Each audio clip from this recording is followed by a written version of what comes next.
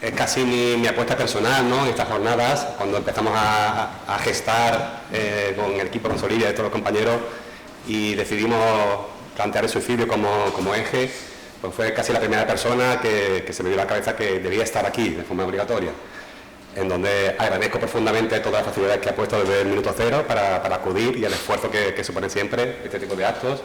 Y nada, pues Miguel es psicólogo clínico, es coordinador de la única unidad de prevención y intervención intensiva en conducta suicida, trabaja en la área hospitalaria de la Costa del Sol, y es la única unidad de este tipo que se encuentra en Andalucía, ¿no? Como decía ahora mismo Cristina, donde hay ciertas actividades de forma independiente, ¿no? A través de personas que la movilizan, pero no hay, ¿no?, un eje impulsor político y económico que ponga en marcha toda esta iniciativa. Él es coordinador de esa unidad, es docente de la Escuela de Salud Pública, de la Universidad de Málaga, de la entidad Psicólogos Princesa 81, es investigador, es coordinador técnico del grupo de ayuda al paciente de riesgo de conducta suicida del Servicio Andaluz de Salud, un gran referente a nivel andaluz y nacional de suicidio. Pero aparte de estas cifras, ¿no?, y un impresionante currículum, lo que, como les decía ayer, es uno más, ¿no?, un granito más en esta lucha, en donde detrás de este currículum pues, es una persona sensibilizada, activista, en donde su misión principal es compartir conocimiento y sobre todo pasión por la prevención. Así que sin más os dejo con su intervención, que sería Dimensión Psicológica de la Conducta Suicida, y os aseguro que vais a disfrutar. Muchas gracias, Víctor. Gracias por tu amable presentación, que lo único que hace es meterme presión, porque cada vez va generando una expectativa que espero estar a la altura. Pero es cierto, el otro día en una presentación en el Hospital Virgen de la Victoria, decía el gerente, en referencia al programa Cicerón, ¿no?, decía, pues Miguel es un jugador clave en la plantilla, y dijo, es Zidane, me dijo. Se le ocurrió ese nombre, dice que ya ha dejado de ver el fútbol hace tiempo, ¿no? Digo, pues será por la calva, otra comparación no hay, pero cuando me tocó a mí hablar, le dije, pues mira, ciertamente es verdad que tú hablas de Zidane, yo había invocado a Michael Jordan, que dijo una frase muy importante, algo así como que un buen jugador gana partidos, lo decía por él, pero solamente una plantilla, un equipo, gana campeonatos. Y en esto de la prevención del suicidio es que es así, o sea, no hay posibilidad de que haya personas que estén liderando proyectos de manera descoordinada, como bien ha dicho también Cristina, sino que la prevención es un esfuerzo que es conjunto, y eso pasa por cambiar la conceptualización también del suicidio, que es un poco lo que vamos a hablar aquí, ¿no? Yo voy a hablar de la dimensión psíquica, pero obviamente hay que hablar de otras dimensiones, ahora lo vamos a ver. Pero sí me gustaría preguntaros cuántos de los que estáis aquí os habéis hecho esta pregunta en algún momento de vuestra vida, tanto personal como profesional. O sea, ¿por qué se suicida el ser humano? Una pregunta que, de hecho, se recomienda, como Albert Camus decía, ¿no?, en la obra del mito de Sísifo, que el suicidio es el verdadero problema filosófico, porque cuestionarse si la vida merece la pena o no ser vivida es una cuestión fundamental, y yo creo que en cualquier momento de la vida las personas no pensamos en el suicidio de esta manera filosófica, no como ideación. Y la clave, o una de las claves, es entender el suicidio de una manera multidimensional. Es decir, no podemos acercarnos a comprender un fenómeno tan complejo, tan poliédrico, tan holístico como es el fenómeno suicidio, si no lo hacemos desde múltiples dimensiones, donde aquí hay una, que es la psicológica, de la que yo voy a intentar dar cuenta, pero como veis hay otras. Está la filosofía, está la biología, está el ámbito mediático, la parte social, la antropología, lo cultural, lo sanitario.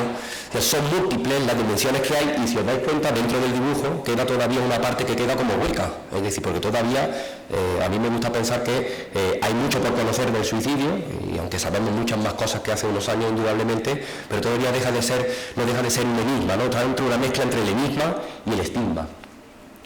Los evolucionistas se preguntaron también por qué nos suicidamos, y el suicidio ciertamente ha sido un verdadero quebradero de cabeza, porque claro, explicar una conducta que es contraria a la que suponemos del instinto de supervivencia, del instinto de conservación, pues llegaron a pensar, y ahora voy a contar una teoría muy básica, que el suicidio realmente es un fenómeno universal, ha ocurrido desde que el hombre ha nacido, desde que somos hombres, desde que surge la conciencia del yo, esto que llamamos la autoconciencia, porque es cuando el Homo sapiens comienza a cuestionarse la vida y, por tanto, a cuestionarse también la muerte, ¿no? Algo de lo que alma y vida trabajan muy bien.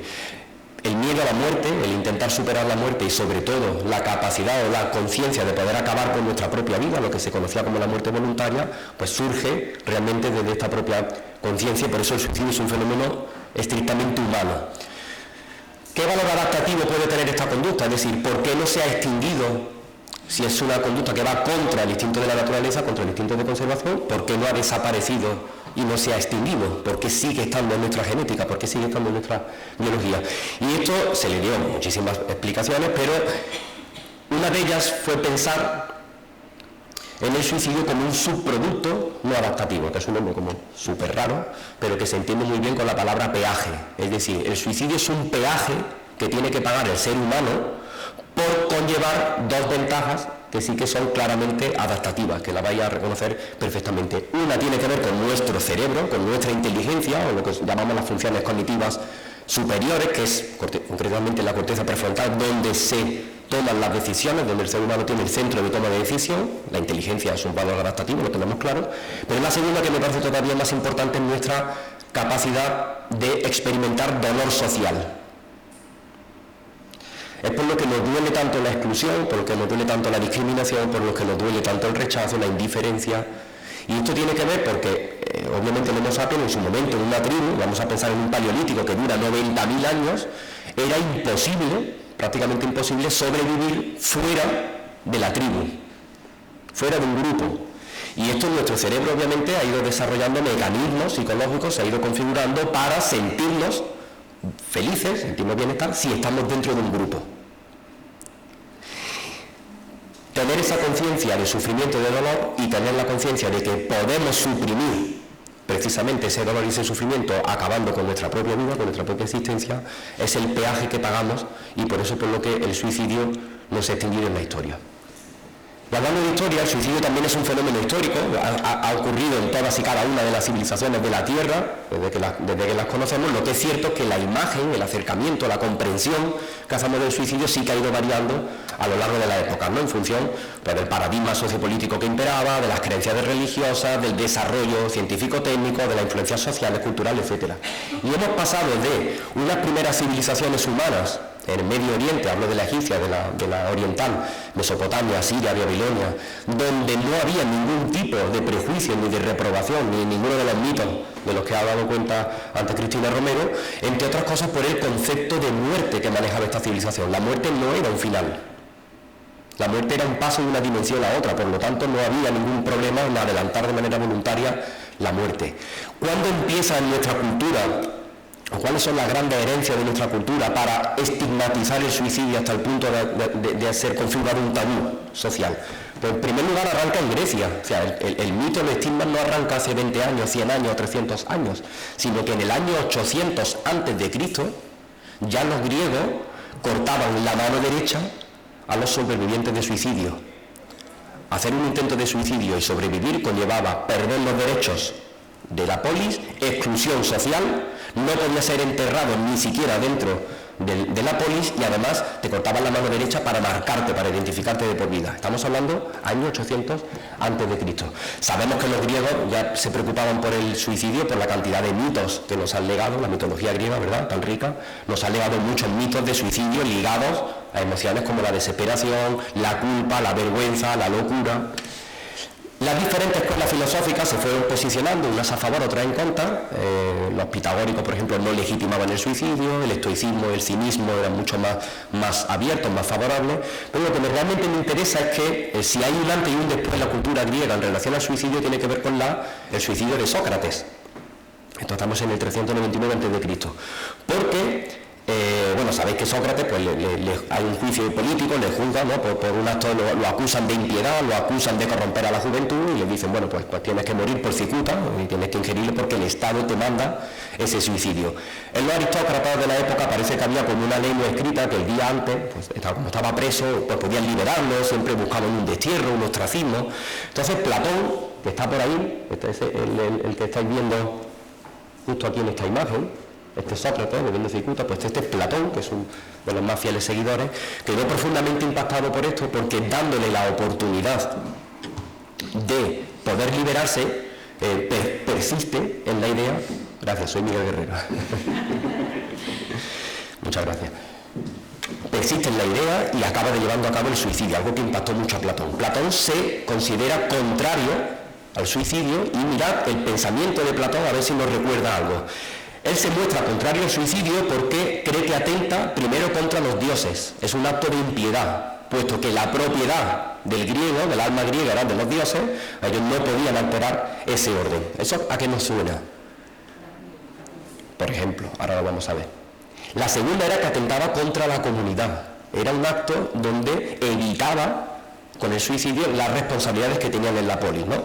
Evitaban fundamentalmente 2 manos para labrar el campo, la comunidad de la polis, un arma y un escudo seguramente para defender la polis, y por qué no decirlo también, 2 bolsillos menos para pagar impuestos. Es decir, que ese concepto socialista que tenía en ese aspecto la cultura griega es por lo que no legitimaban el suicidio. Y aquí hay otra persona que también conocéis perfectamente, que es Aristóteles, que todavía condenó de una manera mucho más enérgica el suicidio, porque estableció uno de los mitos que también arrastramos hoy, que tiene que ver con la cobardía.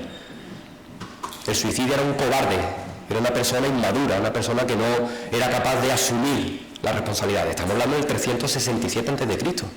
y esto lo estamos escuchando todavía en nuestras calles.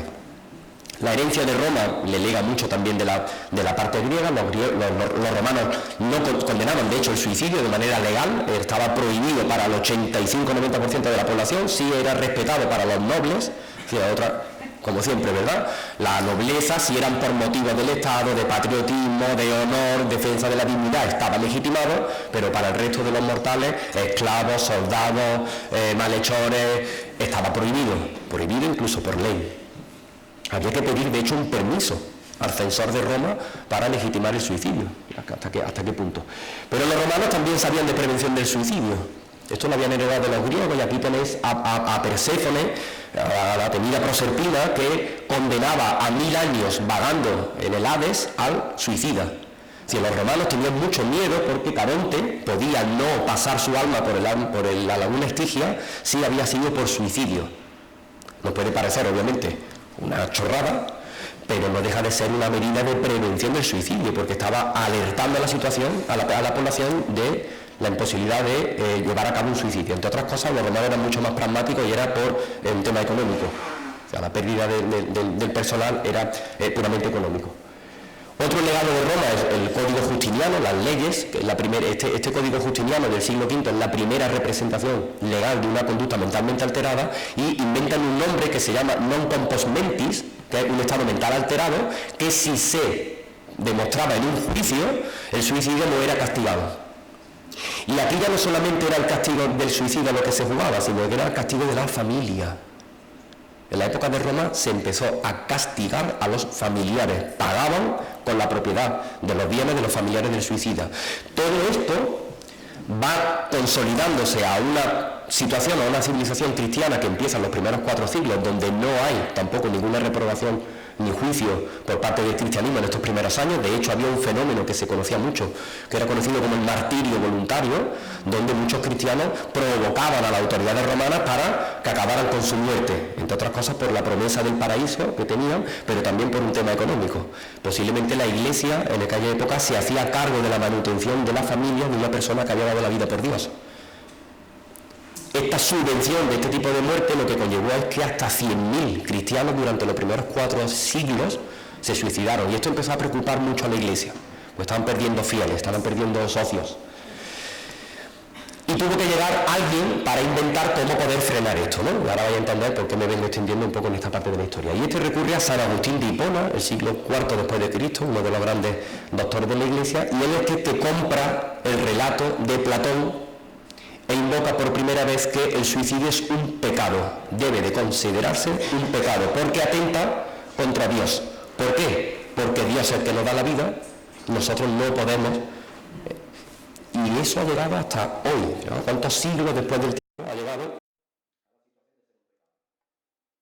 El concilio de Arles, que es el primer concilio ecuménico, ya se castigó progresivamente, la Iglesia va castigando progresivamente con el no ser enterrado en Camposanto, igual que hacían los griegos, incluso la excomunión de la propia Iglesia. Aquí tenemos Santo Tomás de Aquino, ya en el 1211, en su Summa Teológica, dice que atenta no solamente contra Dios, sino contra la propia naturaleza humana, contra la razón, pero no es la Iglesia, no quiero que penséis que la Iglesia fue la única gran institución que condenaba, que penalizaba a los suicidas, sino que también lo hizo el Estado. Además de ser un pecador, los estados, los códigos legales, los códigos legislativos de las monarquías, lo consideraron también un delito. Por lo tanto, era un pecador y además era un delincuente. De hecho, en la Edad Media se instauraron una cantidad de tribunales, además muy macabros, porque incluso aunque la persona hubiese fallecido por suicidio, se le hacía presente en el juicio y se condenaba explícitamente, se le daba derecho a la población a mutilarlo, a arrastrarlo por las calles, a enterrarlo en cruces de camino, boca abajo, a enterrarle, a clavarle estacas, decía todas las barbaridades. Se nos puede ocurrir, estaba autorizado cuando se declaraba el delito de fenomía, ¿no? O sea, que mira hasta qué punto, durante tantos siglos, las personas con suicidio, lo que antes llamaban los suicidas, han ido acumulando ese estigma y ese tabú que nos ha llevado hasta hoy, ¿no? Esto es un cuadro muy bonito, ¿no? Un cuadro de Gustave Doré, que hace referencia a la obra de Dante Alighieri, de la Divina Comedia. Ahí está Dante con Virgilio, un poeta romano del siglo I, y está hablando con Pierre de la Vigne, que es esta figura que vemos aquí, que es un famoso suicida veneciano, que si os dais cuenta está desprovisto de cuerpo, se ha convertido en un árbol, y esto está en la Divina Comedia, en el infierno, en el séptimo círculo, los círculos, las famosas, ¿no?, dibujos de los círculos de Dante, los suicidas están colocados en el séptimo círculo, con los violentos, y despojados de cuerpo, por lo tanto no podían resucitar. Era, digamos, una visión, ¿no?, este cuadro del castigo tan grande que podría tener el suicidio como para impedir hasta la propia resurrección. Luego ya avanzamos mucho, en la Edad Media se desplaza la religión, la mente del ser humano se va secularizando, van avanzando también la ciencia, y son los filósofos los que empiezan a tomar el control del suicidio y se van posicionando. Ahí hay una gran cantidad de filósofos conocidos, unos se posicionan a favor, otros en contra, pero lo que me interesa es cuando llegamos, finales del siglo XVII, a la Ilustración, los ilustrados, siglo XVIII, acaban diciendo, bueno, hay que despenalizar el suicidio, y así va ocurriendo, legalmente van cayendo todos en los códigos legales el delito, se va suprimiendo ese delito, algunos países hasta el siglo XVIII, pues podríamos decir que es relativamente todavía cercano, se va también secularizando el suicidio, o sea, vienen a criticar que la Iglesia no es quien para tener que meterse en cuestiones del suicidio, y reclama la medicina el estudio del suicidio. Concretamente, ¿quiénes? Pues concretamente los psiquiatras. Pero esto tuvo un peaje, otro peaje no evolutivo en este caso, otro peaje cultural, y es que si bien el suicida dejó de considerarse un delincuente y dejó de considerarse un pecador, pasó a considerarse un loco. Porque los psiquiatras franceses alienistas primero empezaron a ligar el suicidio a la enfermedad mental. Y esto sí que ha sido un verdadero peaje para todos los que estamos trabajando, incluso en el ámbito sanitario, porque hemos llegado a pensar, y así está instaurado, dos grandes problemas. Uno, que el suicidio solamente ocurre en enfermos mentales, y que la enfermedad mental y suicidio está relacionado como si fuera algo fusionado. De hecho, yo personalmente, lo he hecho muchas veces en redes sociales, he cuestionado lo del dato del 90% de las personas que se suicidan tienen una enfermedad mental, un trastorno mental. Eso es súper cuestionable, me pasa, no es motivo de debatirlo aquí ahora, a lo mejor luego en la mesa sí.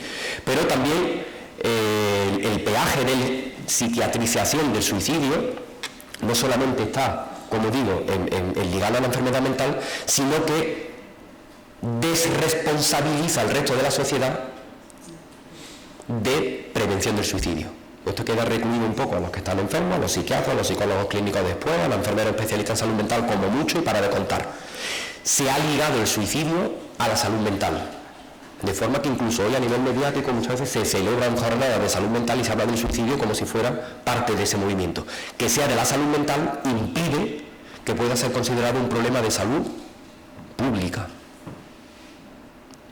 Porque si hablamos de suicidio de salud pública, estamos ya combinando a toda la población. Si hablamos de salud mental, podríamos pensar que aquí en Andalucía la Consejería de Salud y Consumo es la responsable de la prevención del suicidio y sus trabajadores psiquiatras, psicólogos, enfermeros, somos los guardianes de la prevención del suicidio. Si lo sacamos de ese enfoque y lo ponemos dentro de la salud pública, ahí ya entran más actores. Tiene que implicarse igualdad, tiene que implicarse bienestar social, tiene que implicarse justicia, tiene que implicarse muchos más ministerios, muchas más consejerías, muchas más personas y muchos más recursos.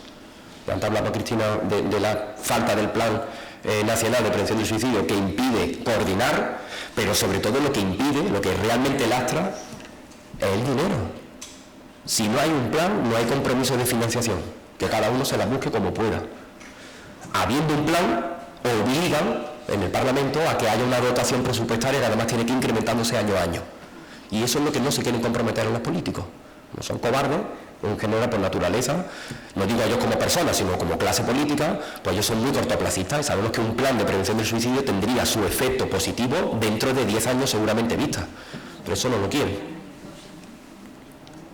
Y ya finaliza un poco la parte esta histórica con Thomas Szasz, que es uno de los líderes de la antipsiquiatría, que viene a decir un poco eso que estamos diciendo, que hay que desestigmatizar la enfermedad mental y la locura del suicidio, porque el suicidio es un fenómeno mucho más amplio, ¿no? Que evidentemente la salud mental está dentro, pero no es la única. Hemos dicho que es un fenómeno que está estigmatizado, que está silenciado, no voy a repetir los mitos y las barreras que ha comentado antes mi compañera, pero yo sí que siempre, en todas las conferencias, en todas las ponencias, siempre intento transmitir este problema. Si es un problema de salud pública, por encima de esto tiene que ser un problema social. Y eso yo creo que es todavía la gran barrera que ocurre aquí en España. Y también una de las causas de por qué no hay un plan nacional. No hay en las calles una conciencia de que el suicidio es un problema que nos puede afectar a todos. Y aquí en España, bueno, yo aquí pongo que es un emergente de fracaso social. El suicidio es una forma de entenderlo así, porque la persona que pone en peligro su vida o que pierde la vida por suicidio, con su acto está denunciando también la incomprensión, la injusticia, la soledad, la tristeza, la exclusión, la discriminación a la que se ha visto obligado, una vez que se ha sentido atrapado, a acabar con su vida. Por eso digo que es un emergente de fracaso social. Aquí en España, cuando otros problemas lo hemos percibido como problemas sociales, accidentes de tráfico, la violencia de género, incluso diría hasta el terrorismo, es cuando hemos empezado a resolver problemas. De hecho, antes se comentaba en unos gráficos de la DGT, ¿no?, como esa bajada drástica de más de 6.800 personas en carretera a 1.400, que es una bajada brutal.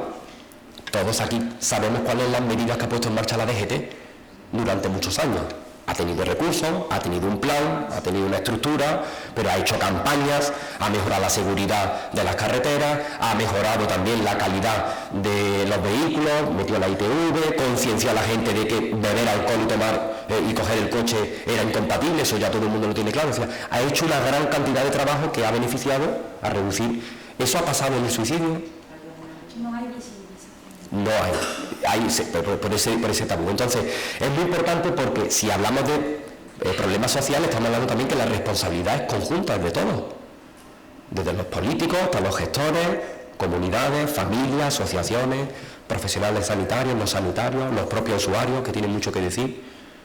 Y eso es lo que creo que todavía falta. Y es muy importante porque dentro de la dimensión psicológica, lo social, que no se puede separar, también es muy importante, ¿no? La sociología del suicidio, que es otra disciplina, otro prisma, lo que podemos ver en el suicidio, nos habla de unos determinantes también sociales. De hecho, este hombre que aparece aquí, que puede parecer mi abuelo, pero no lo es Émile Durkheim, que es uno de los sociólogos más importantes, ¿no?, sin duda más importantes del siglo XX. Él decía, él era sociólogo, fue el primer tratado sociológico del suicidio, de hecho, que recomiendo mucho su lectura, aunque hoy está ampliamente superado, ¿no? Pero él decía que la principal medida de prevención del suicidio no era lo que hacían los griegos, los romanos, la iglesia, de castigar, ¿no?, ni siquiera las medidas higiénico-sanitarias que estaban llevando a cabo los psiquiatras. Para él, la principal medida de prevención del suicidio era la cohesión social. Donde había sociedades más colectivistas, más cohesivas, más comunitarias, hay menos tasas de suicidio y también de homicidio, o sea, menos violencia, autodirigida o autodirigida. Y justo lo contrario, en sociedades más fragmentadas, más divididas, aumenta más el suicidio. Esto se ha estudiado a lo largo de la ciencia en muchos casos, por ejemplo, en las guerras mundiales, en los principales conflictos bélicos, hasta Vietnam, y a partir de ahí cambia un poco la tendencia, pero en la época de la guerra se reducían drásticamente las tasas de suicidio, que aumentaban después. De hecho, por ejemplo, en la guerra de las Malvinas fallecieron 350 combatientes en la guerra, argentinos me refiero, pero fallecieron por suicidio 368. Es decir, que mató más el suicidio que la guerra. Otro efecto también muy curioso, la muerte de Kennedy, el presidente norteamericano, había un estudio en Estados Unidos puesto en marcha para medir la cantidad de suicidios que había en numerosos estados, y justo cuando fallece Kennedy, en los siguientes 11 días no se registró ningún suicidio en ningún estado. En un país donde se daban muertes por 100 suicidios diarios. Es muy curioso por el efecto de cohesión social. Y aquí lo hemos visto un poco también en la pandemia. A las causas que decía antes Cristina, también se añade ese efecto de cohesión, que ha parecido como una ilusión, ¿no? Porque todavía yo me sigo acordando lo de saldremos de esto siendo mejores personas. Una sociedad más colectivizada, más cuando no, las mujeres salían haciendo con tela las mascarillas, los EPI, pues esto nos va a servir para unirnos más, esto nos va a servir, pues eso sirvió meses. ¿Cuándo qué? ¿Hasta qué? Pues esto que hablaba de los determinantes sociales, y es que también son causas del suicidio, el desempleo, la precariedad económica, las desigualdades de oportunidades, las desigualdades sociales, no tener una vivienda. O sea, todo esto se nos está también olvidando en la ecuación del suicidio. Y es que sabemos que donde hay más desigualdad, donde hay más desprotección social, donde hay racismo, donde hay discriminación, donde hay exclusión, las sociedades que están en situación de pobreza, el suicidio es una de las consecuencias. Sin embargo, esto tendemos a pensarlo poco, y fijaros cómo que el cambio de enfoque que estamos hablando de la salud mental, porque yo puedo prescribir una psicoterapia, puedo hacer una psicoterapia, puedo como mucho pedir una interconsulta a un compañero psiquiatra y prescribir un fármaco, pero los clínicos no podemos prescribir una vivienda, o no podemos prescribir un ingreso vital mínimo, pero es que a lo mejor eso es lo que necesita la persona. Hay un paciente en la unidad Cicerón, que es la que yo trabajo, una persona que viene en su vehículo, hace la terapia, se va en su vehículo, pero porque vive en su vehículo. De hecho, viene al hospital a las consultas y aprovecha para asearse en el baño del propio hospital. Y viene una consulta de un psicólogo clínico a hablar del suicidio. Y esto tiene que ver también con nuestra dimensión cultural, esto que hemos llamado ahora el posmodernismo, ¿no? Que una serie de valores que son caldos de cultivo para el incremento de la conducta suicida también en los adolescentes. Uno de ellos es el individualismo. No la individualidad bien concebida, sino anteponer las necesidades de uno o de los demás. La feroz competitividad que hay. Eso lo estamos viendo a diario. Aquí pongo también en el hedonismo, porque la forma de vivir la felicidad que parece que estamos teniendo hoy en día está más centrada en el hedonismo, en cosas buenas para mí, cosas materiales, y no tanto la eudemonía, que era el otro concepto que hablaban los griegos, que era una felicidad a través de los valores. Un culto a la imagen y un culto a las tecnologías brutal. De hecho, ahora voy a poner aquí una foto, no sé si está aquí. Ahora la pondré. Y luego otra parte de la cultura que a mí me interesa mucho, y aquí cito a uno de los grandes filósofos también, Zygmunt Bauman, en una obra que se llama El amor líquido, donde establece que hoy en día también las relaciones son superficiales, son muy líquidas. Parece que la gente, como estamos buscando más bien interacciones más que conexiones. De hecho, si la cosa me va medianamente mal, le doy al exit, me voy y desaparezco. Eso no es cohesión social, eso no va a favor de la prevención del suicidio. Y luego está la invisibilidad del dolor humano ajeno. Somos muy sensibles al sufrimiento del otro. O sea, estamos hablando de la prevención del suicidio, que podemos ejercerla todo, pero lo primero es ser consciente de que puedo tener una persona enfrente que está sufriendo. Eso no me lo va a resolver el Plan Nacional de Prevención del Suicidio. Eso me lo resuelven mis valores. Y luego hay una mercantilización también del ser humano, ¿no? Que es curioso, donde cuando el ser humano estaba creado para ser cuidado y las cosas para ser utilizadas, estamos utilizando a las personas y cuidando las cosas. Creo que no va a salir la foto, no sacaron al final, pero la foto era muy curiosa porque era un grupo de adolescentes en el Museo del Prado y estaban en una gran sala y estaban todos mirando el teléfono, ¿no? Estaban allí toda la obra de arte, pero estaban todos sentados en el descanso, no solamente los jóvenes, no, tampoco vamos a decir que solamente... Bueno, y vamos ya para ir terminando con el fenómeno psicológico, que voy a ir... ¿Cómo vamos? ¿Visto de tiempo? ¿Media hora? Más, 25 minutos. Entonces lo he clavado. Hablamos de que el suicidio es multidimensional, eso es lo que he venido defendiendo en esta parte, pero también hay que defender que el suicidio es multicausal y es complejo. Esto lo decimos mucho, pero a veces no nos lo creemos. Si siguen apareciendo en titulares de los medios de comunicación o en redes sociales, se suicida por un desahucio. Puede decir, bueno, pero ¿hay una causa-efecto? No. O sea, si es multicausal, habrán influido en muchas cosas, que el desahucio evidentemente puede ser un factor precipitante, pero siempre tenemos que pensar que cualquier persona que fallezca por suicidio, incluso personas que hacen intentos de suicidio, tienen ideas de suicidio, no es por una única causa, ni siquiera diría que 2 y 3. Son múltiples causas en una trayectoria que se han ido acumulando, ¿no? Y eso, cuando los clínicos que tenemos que valorar el riesgo de suicidio en un paciente, tenemos que tener claro que el riesgo de suicidio también está en constante dinamismo. Eso no es que tú llegas a una consulta, te dicen, ¿tienes riesgo moderado? Sales de la consulta, te quedas con el riesgo moderado, y además dices, ¿el riesgo moderado qué es? Pues son cosas que aparecen en los informes clínicos todavía. El suicidio está constantemente fluctuando, incluso la idea suicida, las personas que tienen ideas, por la mañana están, a lo mejor por la tarde no, porque me llama mi amiga con la que estoy intentando entonces desaparece mi idea porque me da esa poca esperanza, pero luego a última hora me llama mi jefe y otra vez me vuelve a amenazar con que me va a echar una tal, entonces ya vuelve a aparecer la idea. Es decir, eso funciona así en la práctica real. No vamos a pensar que el suicidio siempre opera en una persona que le entra en la cabeza y ya eso no sale. Hay algunas que sí, pero la mayoría no. Hay una interdependencia de todos los factores. Hay un indeterminismo en el sentido de que, igual que en la ecuación esta, x más y igual a 10, x o y pueden ser varios valores, pues también el suicidio de una persona puede ser por diferentes causas, no tienen que ser las mismas. Por eso cuando hablan muchas veces en los medios de comunicación, ¿cuál es el perfil del suicidio? Digo, no hay perfil.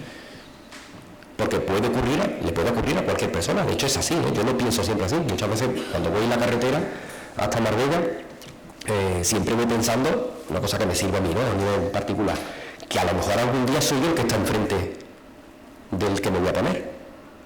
Ya no pensar en esa posición, ¿no? De decir, pues yo soy el clínico y vengo a tal, que a lo mejor algún día yo estoy ahí también. Eso ayuda mucho a la toma tierra. Un lema que repetimos mucho para entender la dimensión psicológica, los conceptos claves que juegan en la mente de un ser humano. Nadie que es feliz se suicida. Por lo tanto, tenemos que tener en cuenta, o nos puede servir a entender el suicidio, aquellas cosas que generan sufrimiento, que esa es la palabra clave del suicidio. El suicidio no va de la muerte, el suicidio va de la vida. Lo que pasa es que va de una vida con una alta carga de sufrimiento y de dolor, a la cual la persona lo que intenta es buscar una salida, precisamente dejar de sufrir. Cosas que ya hemos dicho que no hacen sufrir, la ruptura, lo que llaman los clínicos, la ruptura o la pertenencia frustrada, ¿no? Que tiene que ver con la soledad, con perder interacciones, con lo que hablaba antes, ¿no? Recordad del paleolítico, ¿no? De estar dentro de un grupo. Por eso la exclusión, soledad, todos los factores que hemos comentado sociales hacen tanto daño. También el sentido de competencia, que es una necesidad psicológica básica. ¿Qué es esto? A todos nos gusta sentirnos reconocidos, sentirnos eficaces, ¿no? Yo he preguntado, he visto antes corriendo mi currículum, pues quiero escuchar a mi madre, qué orgullosa estaría de mi currículum, que me gusta sentirme eficaz, pues eso me da bienestar. Pero imaginar a las personas que se sienten fracasadas constantemente, inútiles, humilladas, maltratadas, ese sentimiento genera mucho dolor. Y también el de la pérdida de la autoeficacia, del control. Es decir, cuando una persona está viviendo una vida y cree que no controla su propia vida, sino que está a merced de fuerzas externas, ¿no? Es muy doloroso. Y luego también el sentimiento, o el sentido de autonomía, ¿no? De sentirnos libres. Que aquí en sociedades donde lo tenemos garantizado, entre comillas, sufre menos, pero vamos a pensar, por ejemplo, en la población ahora ucraniana. Que dicen, se ha incrementado el 20% el riesgo, claro, han perdido su libertad, su autodeterminación. Por tanto, estas dos claves, dolor y sufrimiento, son dos elementos sin los cuales no se puede entender el suicidio. Otro elemento clave, a mí me gusta decir esto entre comillas, porque no es así, es una metáfora, pero si antes hablaba Cristina de la desesperanza, yo me gusta entender el suicidio como la patología de la esperanza. Porque el dolor y sufrimiento va a estar siempre, es inevitable. Pero si no se combina con la desesperanza, la idea suicida puede no aparecer, o pueden aparecer esto que llamamos ideas pasivas de muerte, ¿no? De decir por una mañana, pues me levanto esta mañana y no quiero vivir. Eso lo hemos podido pensar todos, pero eso no es una idea de suicidio. Sin embargo, cuando uno interpreta su sufrimiento como interminable, como inabordable, como insuperable, es cuando anida la desesperanza. Y unido ese sufrimiento con la desesperanza sí correlaciona positivamente, todo lo dicen también los estudios, con la idea suicida. Cuando las personas se sienten en indefensión. De hecho, pongo aquí una rata, porque hay un experimento que se hizo en los años 70 en la psiquiatría biológica, no tenía nada que ver con el suicidio, pero a mí me sirve un poco como metáfora del suicidio y también de la prevención, ¿veréis? Es un experimento muy simple, que seguramente en la universidad esto lo habéis visto bien. Meter a una rata en un cubo de agua redondo y contar el tiempo que la rata tarda en fallecer, ¿no? Sabiendo que no tiene salida. Vamos a decir, porque entonces estos años 70 no había los códigos éticos deontológicos que rigen la ciencia ahora, ¿no? Pero en su momento era así, estaban buscando la resistencia, el afrontamiento, en fin, otra historia. El caso es que el investigador Rudolf Biff, un alemán, estableció que a los 20 minutos la rata fallecía. Y obviamente esto no era por un problema fisiológico, porque los nadadores son buenos nadadores, sino porque advertía esa situación de atrapamiento, de que no había salida y por lo tanto dejaba de luchar. Pues bien, al día siguiente con otra rata la sometía al mismo experimento, la metía en el cubo de agua, pero un poquito antes, unos segundos antes de esos 20 minutos, le arrojaba un corcho. Y entonces la rata se agarraba al corcho. Pues esa misma rata al día siguiente, sometida a la misma situación de experimentación, llegó a nadar de manera ininterrumpida 80 horas. 80 horas, esperando el corcho. Pero eso es, por eso le llaman el bautizo del experimento de la esperanza, porque esa es la función de la esperanza, y eso es lo que también opera dentro de salvando la distancia, ¿no? del experimento. Pero en el ser humano es así. Si hay una causa que yo espero de un corcho que va a venir, las personas hacen un afrontamiento a veces hasta titánico, de situaciones súper duras. Pero para la prevención del suicidio esta metáfora también me interesa, porque todos los que estamos aquí podemos ser corcho para alguien. Yo puedo ser el corcho para una persona que esté cerca de mí y pueda ser esa esperanza que haga que esa persona pueda seguir luchando. Otra palabra clave, el sentido de la vida, que antes era un concepto muy filosófico, el que arranca en la filosofía, pero que hoy en día ya tiene esta base científica. Las personas que tienen mayor sentido de vida, más razones de vida, tienen mejor salud física, tienen mejor salud mental, incluso hasta viven más. O sea, entonces el envejecimiento tener una razón de vida, ¿no? Y esto nos lo dice también Friedrich Nietzsche, ¿no? Que decía que aquel que tiene o que encuentra un porqué es capaz de superar cualquier cómo. Y aquí tenéis también a Viktor Frankl, que es el autor de un médico que estuvo en los campos de concentración, que escribió un libro, que El hombre en busca de sentido, que yo recomiendo, es una maravilla, independientemente ya lo digo como ser humano, no más allá del suicidio. Pero él estableció en la logoterapia una pregunta que a mí me parece clave. Él le preguntaba a sus pacientes, ¿usted por qué no se suicida?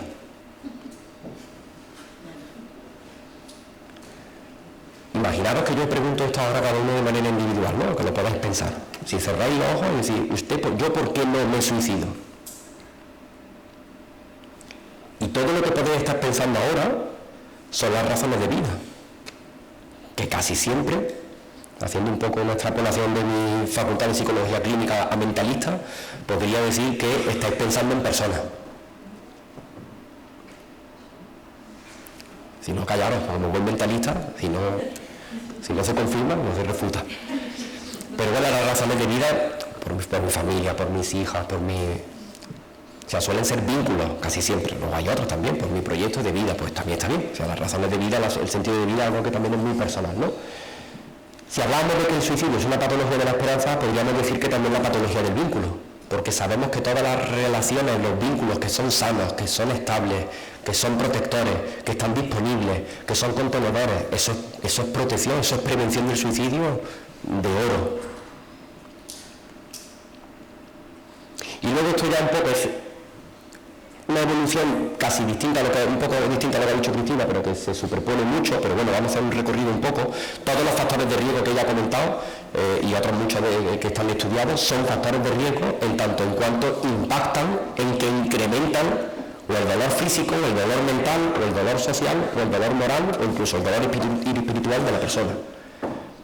De hecho, si lo pensáis, os va a salir así, ¿no?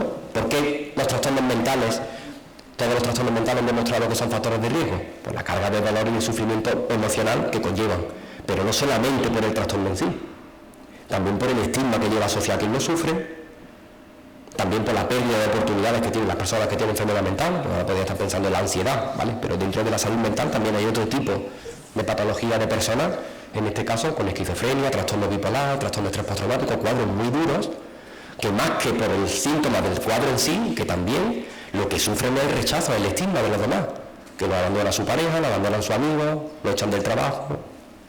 Todo eso también genera dolor y genera sufrimiento. Las enfermedades médico-quirúrgicas, sabemos que de los suicidios consumados, 1 de cada 3 padecía alguna enfermedad médica, normalmente aquellas que cursan con dolor crónico, que generan discapacidad, que generan interferencia, que generan amenazas en el pronóstico de la vida, el aislamiento social, que ya lo hemos dicho, las pérdidas, esto Alma y Vida lo sabe bien, los duelos están muy relacionados con el sufrimiento, pero no solamente lo hace sufrir el duelo por un ser querido, que eso obviamente también, pero es que hay otro tipo de duelos, el duelo de la salud, el duelo de mi estatus, el duelo de mi dignidad, la pérdida de oportunidades, la pérdida de igualdad, eso afecta también mucho al sufrimiento. Un autoconcepto negativo, esto que conocemos como la baja autoestima, el sentimiento de carga, que este también es una variable que está muy relacionada con la ideación suicida. El sentimiento de carga es pensar que soy una carga, un estorbo para los demás. Y eso valida mucho el suicidio porque, en contra de lo que pueda parecer, eso me lo dicen mucho en consulta, ellos piensan que con el suicidio lo que van es a aliviar el dolor y el sufrimiento de los demás. Yo soy un problema, desapareciendo yo, mi familia descansa, mi pareja va a vivir bien, no me tienen que... O sea, mira, y a este punto estamos hablando de que en el estigma de Aristóteles le decían egoístas. Y fíjate tú el cambio de egoísmo, no es solamente egoísta, está siendo altruista. Lo que pasa es que en muchos casos esa idea es una idea que también es irracional. Experiencias y emociones desagradables, pero sobre todo haber sido víctima de algún tipo de abuso, de violencia o de trauma en edades tempranas del desarrollo. Eso es lo que confiere una diátesis, una vulnerabilidad para el suicidio brutal. La cantidad de porcentaje atribuible que hay en las conductas suicidas a personas que han sido víctimas de algún tipo de abuso. Por eso yo siempre digo que la principal medida de prevención del suicidio, de la que aquí vamos a hablar, es proteger la infancia.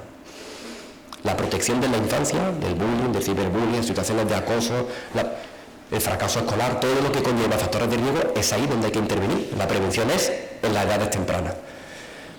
Vale, pues entonces, pasando esto que hemos dicho, ¿no? Que lo he ido comentando.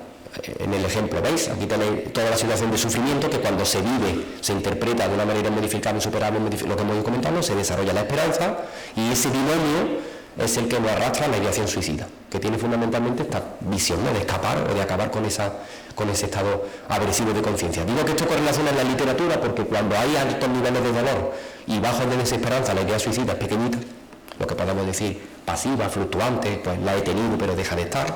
También al contrario, pero cuando hay niveles altos de dolor y sufrimiento y niveles altos de desesperanza, la ideación suicida progresa. Y progresa significa que se estructura, que se planifica, que la gente ya empieza a pensar en cómo hacerlo, en cuándo hacerlo. Y esa es una intención suicida, que es una situación de más riesgo, ¿vale? ¿Qué contrarresta todo esto? Los vínculos, lo que hemos ido diciendo, la conexión con la vida. Vínculos, sentido de vida, la resiliencia, todo esto es amortigua la mente del sufrimiento. Y lo que puede ocurrir de una manera así un poco intuitiva en la mente de una persona cuando está pensando en el suicidio son estas tres cosas que puede estar deliberando. Si mi carga de sufrimiento, de dolor y desesperanza es mayor o menor a lo que me conecta con la vida, que no es lo mismo que poner en la balanza las razones de vida y las razones de muerte. Si mis razones de vida considero que superan mis razones de muerte, las personas lo afrontan, entran en una situación de afrontamiento.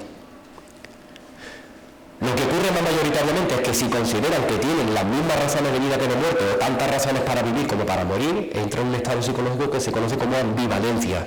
La persona es una situación de riesgo porque la persona está esperando a expensas de que ocurra algo para desequilibrar esa balanza. Y ya puede ser que cualquier pequeño estresor precipite un intento de suicidio. Y a lo mejor podamos percibir, pues mira, se le murió su perro y se intentó suicidar. Hay que ver, ¿no?, la vida de una persona con la vida de un ser humano. Pues a lo mejor estaba en un estado de ambivalencia donde ese duelo de su mascota acaba por desnivelar esa balanza. Pero también puede ocurrir lo contrario, que le llame un amigo de la mili de hace 20 años y le pregunte cómo está. Y eso contrabalancea y pospone la idea suicida. Pero ¿qué ocurre? Como digo, cuando la conectividad, lo que nos conecta con la vida, no es capaz de contrarrestar el sufrimiento, pues que la idea suicida va apareciendo, ¿no? Y eso es un poco la parte de la dimensión psicológica del suicidio que yo quería contar con vosotros, ¿no? Y ahora este modelo, que parece como muy simple pero muy comprensivo, nos da también las claves de la prevención. Todo lo que sea prevenir e intervenir de una manera adecuada en las personas que tienen trastornos mentales del comportamiento, personas que tienen problemas de alcohol, personas que tienen enfermedades médicas, que tengan un médico accesible, que tengan los recursos sanitarios accesibles, trabajar todas las medidas que tengan que ver con la socialización, como hace esta asociación, que crea grupos, que crea vínculos, que crea enlaces, todo lo que tenga que ver a nivel clínico con mejorar el autoconcepto, el sentimiento de carga, el drenaje del duelo, trabajar los traumas, la expresión emocional, todo lo que saben y sabemos los psicólogos y otros especialistas para trabajar en fuente de dolor y sufrimiento, bloquean el dolor, por lo tanto no habrá progresión para el riesgo de suicidio. Eso es prevención. También sabiendo que en muchos casos ese sufrimiento es inevitable, porque las causas así lo digan, porque sean crónicas, porque sean complejas, porque a veces la persona no puede, por su propio método, por su propia eficacia, poder resolverla, podemos trabajar cómo afrontar ese sufrimiento. Y ahí podemos recurrir a esto que llamamos, en algunos casos, inteligencia emocional, o recursos de afrontamiento, inteligencia emocional aprendida, hay muchos nombres. En cualquier caso, tiene que ver con ser capaz de reconocer cuáles son mis emociones, ponerle palabras, poder hablarlas y poder regularlas adaptativamente. ¿Por qué? Porque eso bloquea la desesperanza. Como hemos dicho anteriormente, si no aparece la desesperanza, el riesgo de suicidio baja mucho. Si no, todavía tenemos una primera defensa aquí. Si nos fallara esto, otra segunda defensa aquí, incluso habría hasta una última defensa en las personas que tienen un alto nivel de impulsividad, ¿no? Donde la carrera suicida no se da. Que básicamente son estas que están aquí. Lo hemos comentado, ¿no? Todo lo que sea paliar, aliviar. Muchas veces nos decimos que, o algún profesional, es que la carga de sufrimiento que trae esta persona yo no puedo resolverle muchos de los problemas que traen, y es verdad, pero la persona no viene a pedirte ayuda para que se lo quite. Los pacientes no son tontos, no van al psicólogo para que nosotros le demos cosas que sabemos que no van a darle. ¿Qué van buscando? Que me escuchen, pero sobre todo, que me escuchen el prerequisito, si no me escuchan, pero que me escuchen y que validen mi sufrimiento. Validar el sufrimiento de otro ser humano, es decir, entiendo por lo que estás pasando. Si lo entiendo, hay que ser también auténtico. Si no lo entiendo, pues le pregunto por qué no. No le voy a decir, pues yo lo entiendo, ¿tú has pasado por lo mismo? No, pero bueno, me imagino que no.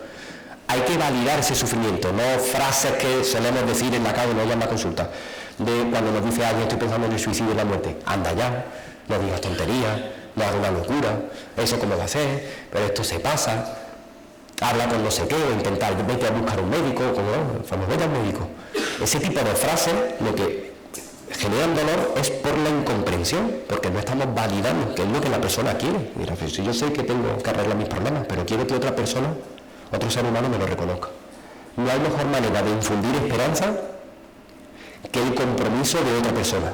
Y eso es una de las grandes pilares de intervención que tengo yo en mi terapia. El primer vínculo sano, protector, contenedor de seguridad, ¿quién tiene que ser? Yo. No yo como Miguel, sino yo como terapeuta, que incluye parte de Miguel. Pero no siendo terapeuta, todos tenemos un yo, que podemos sostener a la persona que pueda estar en riesgo. Y eso sí que da esperanza, ¿no? Acordaros del corcho y acordaros del ratón. Y ya no quería terminar sin hacer referencia que, si bien es cierto que estamos hablando aquí del suicidio de una panorámica general, de una dimensión psicológica global, hay ciertas poblaciones, ciertos grupos de personas que son más vulnerables, que tienen mayor riesgo de suicidio, porque acumulan más cantidad de factores de riesgo, ¿no? Y quiero terminar nombrándolas, ¿no? Por lo menos poniéndolas en valor. En primer lugar, la tercera edad. Mediáticamente yo sé que hoy suicidio adolescencia, suicidio infancia, suicidio y jóvenes, suicidio redes sociales y jóvenes, autolesiones, suicidio infancia, así. Pero el verdadero grupo de riesgo para el suicidio son las personas mayores, que están más abandonadas mediáticamente. O incluso la propia investigación, hay 7 veces más investigación relacionada con la adolescencia que con la tercera edad. Y los datos de pandemia que ponía antes la misma fuente Cristina Romero del observatorio, por encima de 70 años, en la pandemia, en 2020, aumentó el suicidio un 20%. Un 20%. Es decir, 1 de cada 4 personas que fallecen por suicidio en nuestro país tienen más de 65 años. son el verdadero grupo de riesgo, pero son, en muchos casos, está olvidado incluso a nivel cultural, creo que también un poco está legitimado, ¿no? Cuando fallece una persona por suicidio, ¿qué edad tenía? 76 años. Ya, ha vivido el hombre ya. Y me digo ya, pues, está pensando en el suicidio y tiene 92 años, ¿no? Interconsulta. Paciente con 92 años con ideación suicida, ingresado y tal. Vamos ya, ¿qué va a pensar? Pero a mí no me hace gracia. Porque si estamos hablando de una dimensión ética, a mí me tiene que llevar que tenga 92, que tenga 22. Obviamente el impacto en años de vida potencial y demás, está claro que cuanto más jóvenes más nos impacta. Eso no es tampoco de lo que tengamos que avergonzarnos. Pero es verdad que las medidas de prevención tienen que estar dirigidas también a las personas mayores, que son las que sufren la soledad y la exclusión. Adolescentes frágiles que tengan historias previas de autolesiones, eso ya lo hemos comentado. No olvidarnos de que un colectivo de riesgo son las personas que padecen trastornos mentales, trastornos psicológicos. Todas aquellas personas víctimas, como digo, de traumas, de violencia, de abusos, son una población de mucho riesgo para el suicidio. No me quiero olvidar de los supervivientes, que aquí conocéis también bien. Los supervivientes pasan a ser también un colectivo de riesgo. No solamente tienen que cargar con un duelo por una causa terrible, una causa no, una devastación como la que sufren, sino que además, en muchos casos, tienen que lidiar con la culpa de pensar en el suicidio como una forma de salida y añadir más dolor a la familia. Las minorías, la exclusión social, la población reclusa migrantes, como ejemplo, y luego los sanitarios. Lo pongo aquí al final, pero los sanitarios son una población de riesgo también, que ha aumentado mucho en la pandemia, sobre todo mujeres y enfermeras. Las personas que justamente han estado cuidándonos son las personas que han salido más escardadas a nivel mental.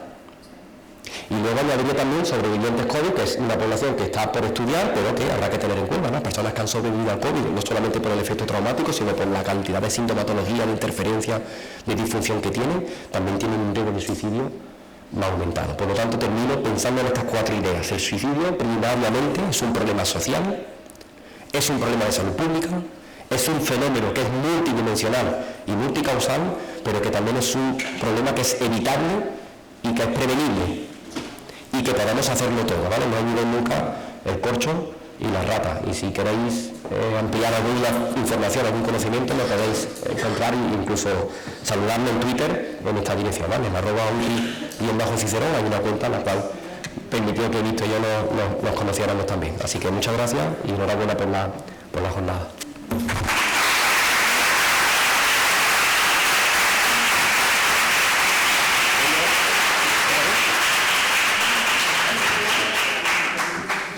Muy bien, Miguel. Qué bien te siente la presión, ¿no? Bueno, pues habréis quedado como yo, ¿no? Sin palabras, y eso que no es la primera que lo escucho, ni mucho menos, pero sigue causando el mismo efecto. Como ha cumplido, ¿no? Incluso Cristina, parece que vamos muy bien de tiempo, vamos a aprovechar, ¿no? Aunque forma parte de la mesa redonda del final de la mañana, creo que es una buena oportunidad que queráis compartir, ¿no? Un tipo de pregunta, debate, aclarar algún concepto que hayas puesto, ¿no? Si me imagino que está abierto, pues podemos aprovechar. Si alguien está interesado en participar. Yo quería preguntar una cosa, por cierto, la exposición me ha encantado, me ha abierto un poco. Sí entiendo que el suicidio es una problemática global, y mi pregunta va dirigida quizás es por mi profesión, ¿no? ¿Tenéis trabajadores sociales en el equipo que existe? Vale, Mira, pregunto porque me ha sonado que no sé,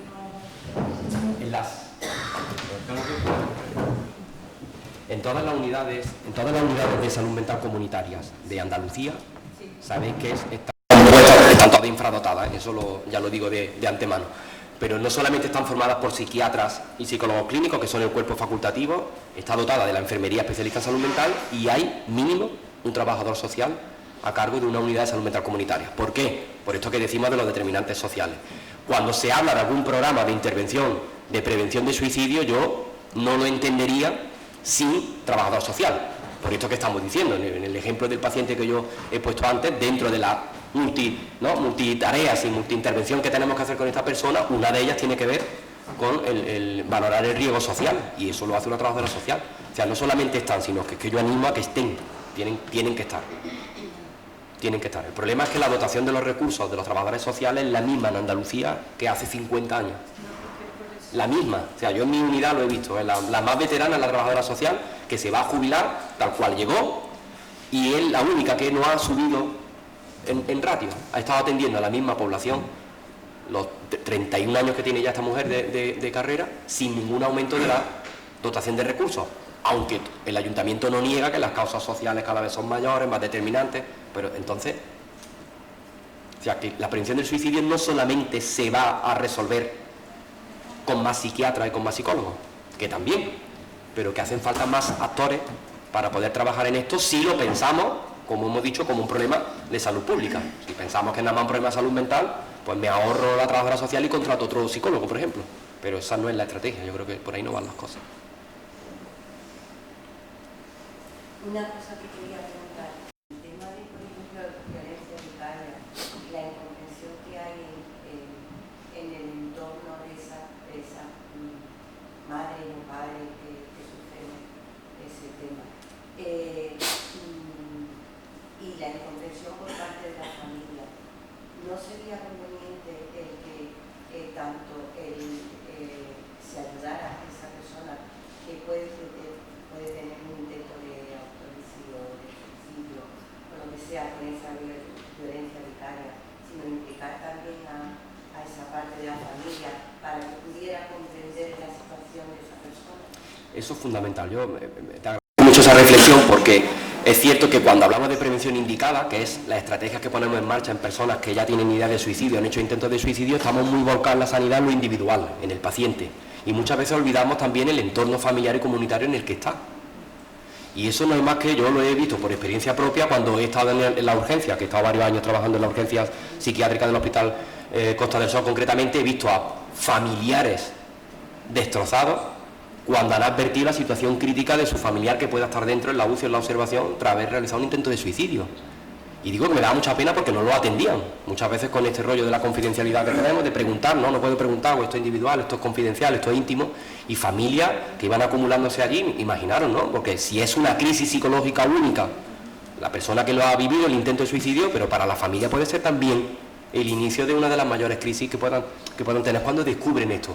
Hay que trabajar con la familia siempre, no solamente en esta intervención de crisis que yo digo, sino también en el ámbito comunitario. Por eso el programa Cicerón sí que tiene también un programa de atención a los familiares, no solamente en urgencias, sino que forman parte del proceso de recuperación por esto que tú bien dices. Independientemente de que sea violencia vicaria o por cualquier otra causa, si una persona sale del hospital después de realizar un intento de suicidio, se monta en el coche de su padre y lo primero que escucha, lo primero que le dice es vaya lo que me ha hecho,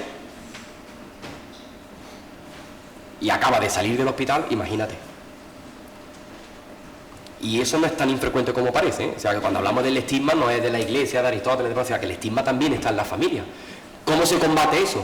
Con formación, con información, con actividades como esta, con alfabetizar también a los familiares, que es alfabetizarlo en crisis suicidas, porque comprendan también mínimamente cuáles son los factores de riesgo, cuáles son las señales de alarma, qué recursos tienen alrededor suya y qué pueden hacer ellos. O sea, eso es una información básica que podríamos tenerla toda, tipo como la que tenemos también de tráfico cuando hemos hablado de la DGT. Hay un accidente en carretera y mínimamente todos los que estamos aquí sabemos cómo tenemos que actuar. La pregunta es, ¿sabemos cómo tenemos que actuar ante una situación de una persona que nos expresa que quiere quitarse la vida? Ahí hay una diana también de prevención a explotar. Yo quería saber qué opinión tienes con respecto a la impulsividad. ¿Qué papel juega la impulsividad en la conducta suicida? Mucho, porque la impulsividad, que es una variable que se ha estudiado hasta la saciedad con el suicidio, no solamente es una variable estado, es decir, que en un momento dado una persona pueda perder el control de los impulsos, o bien por consumo de drogas, bien por la vivencia de una enfermedad, un trastorno psicológico, o por cualquier motivo, sino que es un factor de vulnerabilidad. Las personas que en su estado y en su rasgo está la impulsividad tienen más riesgo de que en caso de que tengan ideas suicidas puedan pasar al acto. No necesariamente que por ser impulsivo, hay muchas personas más impulsivas seguramente, ¿no? Lo que pasa es que el concepto de impulsividad también eso sería como súper amplio, pero entendiendo el que tú quieres decir, es un factor de riesgo. Yo cuando estoy entrevistando a un paciente y en su historia hay una historia previa de impulsividad, de promiscuidad, de conducta temeraria, de conducción temerosa, de deporte de riesgo, me preocupo. porque sé que esa persona tiene más probabilidad, en términos probabilísticos, de poder llevar a cabo un intento. Por lo tanto, la impulsividad está muy relacionada con los intentos y sobre todo con la población joven, que digamos que como paquete básico traen ya que son bastante impulsivos. Y bueno, eso se va quitando con la edad, algunos nada más. Es muy importante, una diana también muy terapéutica y a tener en cuenta siempre. Es que no debe, perdón. Lo que acaba de decir también iría de la mano del concepto de la mala gestión de la frustración, sobre todo con acción. Es que la mala gestión de la frustración es una variable que está en medio, en el proceso que yo ponía, de sufrimiento y desesperanza. Porque ante situaciones de dolor, de frustración, vamos a decir sufrimiento, que para un adolescente puede ser que han hecho un grupo de WhatsApp y a mí me han dejado fuera. Y esto te lo cuenta el adulto, pues decir, si quieres ver una tontería, no estás validando su dolor. Para él eso puede ser una situación de que la vivencia como una exclusión. Si esa persona, ese adolescente, lo hemos educado en tener un abordaje más saludable y más afrontamiento, más centrado en ese problema que es la emoción, pues un adolescente que no va a caer en esa situación. Pero eso tiene que aprenderlo cuando, desde antes. O sea, los momentos de crisis es cuando las familias en muchos casos quiero que a mi hijo le enseñe, que le des pauta, que le dice muchas veces, que le des pauta, que le des no sé qué, que le des, vale, que le des. ¿Quién le ha dado algo hasta que ha llegado este chico aquí? ¿En la escuela? ¿En la familia? ¿En su grupo de iguales? Por eso, en toda la salud mental, pero concretamente en prevención del suicidio, es que la prevención hay que retrotraerla a las primeras edades. No hablándole de suicidio directamente, sino a través de esto que habla de la tolerancia a la frustración, ¿vale? Pues tolerancia a la frustración también es un concepto que está un poco... Porque ¿qué es tolerancia a la frustración? Yo venía aquí hoy y tenía pensado aparcar a la primera, que me dijo, y no podía aparcar, tenía que dar dos vueltas al puerto, que lo he visto, por cierto, muy bonito, y yo ya me estaba frustrando, o sea, yo ya me estaba atacando, había dado yo una charla, pero yo ya estaba ya un poquito digo, me voy para Marbella, me frustro. Entonces quiere decir, ¿qué es el concepto de frustración? O sea, la frustración también es un sentimiento que es humano, pero desde la frustración a la indefensión o a la desesperanza, ahí hay más caminos. Y yo creo que tenemos que crearlo. Yo creo que como sociedad global estamos todos en la frustración, estamos en un malestar global. Si es que la gente está crispada casi por todo. Todo el mundo no tiene la misma herramienta y esa pregunta que es muy interesante me hace pensar por qué. ¿Por qué todo el mundo no tiene la misma herramienta si todos tenemos el mismo cerebro? Todos estamos dentro del mismo sistema social. Y ahí donde entra esto que hablaba de la desigualdad, de la desequidad. Las personas que tienen más recursos, no solamente económicos, sociales, tienen mejor salud, en parte por esto. A la hora de manejar la frustración de un chaval que está viviendo en una casa con sus dos padres, sus dos hermanos, una casa de 500 metros cuadrados y su instituto, pues a lo mejor lleva la frustración diferente a ese mismo adolescente que vive en la casa solamente con su madre, porque su padre tiene un problema de alcohol y lo ha abandonado, la madre no tiene trabajo y tiene una amenaza de embargo. Y estamos diciéndole al chico, sí, pero estamos diciéndole al chico, es que se frustra, es que no maneja, perdona, incluso la propia madre te acaba diciendo el problema. O sea, un gran problema de la prevención del suicidio, una gran barrera es el foco individual de todo. Que si tú eres el que piensa en el suicidio, tú eres el que ha intentado, tú te comes el marrón, tú eres la causa, tú eres el problema. Y yo creo que he intentado un poco demostrar que no, que esa persona es la identificada en ese momento, pero que viene de fuera una cantidad de influencia que contribuye mucho también a la idea del suicidio. Yo he escuchado, ¿no?, que hay una tasa importante en las edades entre 12 y 19 años, ¿no?, en el tema del suicidio. ¿Se plantean acciones formativas en los institutos, en los colegios? Se está haciendo, pero se está haciendo de manera desigual. Hay centros escolares dentro, pero fíjate en esto, porque la formación es barata, de hecho muchos que van a dar estas charlas son voluntarios, o sea que para ahí no es por mucho dinero. Y si fuera una cuestión económica, también le podemos decir al gestor, toda la inversión en formación de 1 euro beneficia al Estado en 20 euros. Es decir, que sería hasta rentable. Pero no siendo por esto, te das cuenta que dentro de la misma comunidad autónoma o dentro incluso de la misma provincia, hay colegios más proclives que ya sí están incorporando este discurso y hay otros todavía que dicen, además que te lo dicen, de suicidio hablar en un colegio. Y eso yo se lo he escuchado, yo no soy demasiado mayor todavía, estoy ahí en la mitad, pero yo ya eso se lo empecé a escuchar a los profesores de mi colegio con las drogas, hace 20 años.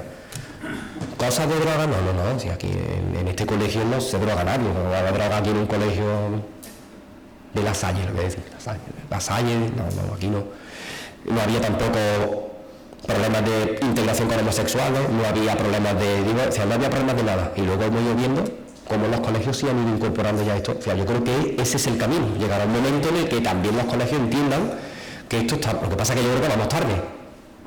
Vamos tarde. Y también creo que no deberían de ser las personas del entorno las que convenzan al colegio, incluso a la AMPA, sino que tenía que venir una orden de arriba. Es que la Consejería de Educación es la que tenía que facilitar que en los colegios, en el currículum de los niños, se pudiera poner asignatura de gestión emocional. Gestión socioemocional, ¿por qué no? No son afectivas las matemáticas y son las ciencias físicas iguales y cosas, porque no se puede dar. Es que ese es el sitio, es el camino. O sea, que tampoco me valen los que está bien, los que dan una charla. Pues esta tarde dan una charla a Lampa, que eso sirve para que los padres se queden allí súper alarmados. Y no digo más, cuando ha habido un caso dentro del colegio. Pero en las pocas charlas que yo he tenido ocasión de ir, cuando he ido a hablar con los profesores, cuando ha acabado la sesión, 2 o 3 de los presentes han tenido que salir angustiados y han verbalizado que ellos estaban en esa situación. Y el resto de la clase se ha quedado impactado. Incluso del propio claustro. Profesores que se han derrumbado y que le han dicho, mira, sí, es que yo me intenté, y se ha quedado el claustro, pero fulanito, pero ¿qué estás diciendo? Que nosotros no... O sea, mirar hasta qué punto eso es un tabú. Y no digo ya, cuando desgraciadamente hay un suicidio consumado dentro. Las reacciones de los institutos, yo cuando las he visto algunas, las de mi entorno, las que conozco, me he quedado alucinado. Desde al día siguiente hacemos clase normal, como aquí no hubiese pasado nada, es que dices tú, pero... O sea, eso es prevención. O sea, cuando tenemos que hablar de la posvención, que es una prevención para el resto de los compañeros, hay un silencio absoluto. Porque no hablar del problema parece que elimina el problema. Ya está, pero eso es lo que, ahí donde está la concienciación. Por eso necesitamos campañas para desmontar esto, que es que solamente se puede prevenir aquello de lo que se puede hablar. De lo que no se puede hablar no podemos hacer prevención. Ahora también es verdad que hay que hablar de manera responsable, que esa sería la segunda parte. ¿Quién es el que va allí a dar la charla? O puede ser uno o puede ser otro.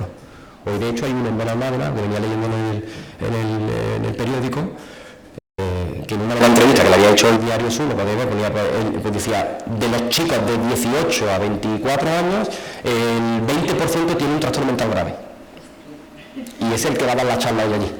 Así que, quiero decir, como ejemplo, que hay que hablar, pero que hay que hablar también de manera responsable, de manera ética y siguiendo también las recomendaciones. Hablar de cualquier manera tampoco vale, que es un poco lo que está pasando con el suicidio ahora en estos tiempos, que ahora estáis escuchando mucho, pero no todo lo que se escucha tiene esa responsabilidad. Pero sí se están haciendo cosas. Bien, para allá arriba.